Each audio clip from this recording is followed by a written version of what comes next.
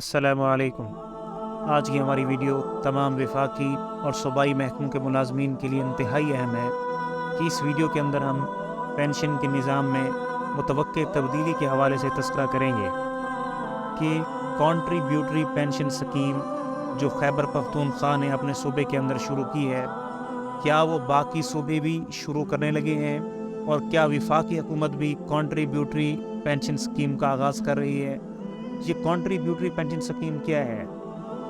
جیسا کہ کنٹریبیوٹری کے ورڈ سے ظاہر ہو رہا ہے کہ اس کے اندر ملازم ایک کنٹریبیوشن جمع کراتا ہے، یعنی اپنی ماہانہ تنخواہ سے وہ پابند ہوتا ہے کہ ایک خاص تناسب سے کٹوتی اس کی تنخواہ سے کی جائے گی، اور وہ کٹوتی کنٹریبیوشن کی شکل میں کسی بھی بینک کے اندر یا کسی بھی پینشن فنڈ کے اندر جمع ہو جائے گی، اور جو حکومت ہے، چاہے وہ وفاقی حکومت ہوگی یا صوبائی حکومت ہوگی، وہ بھی اب ایک خاص تناسب سے اس ملازم کے لیے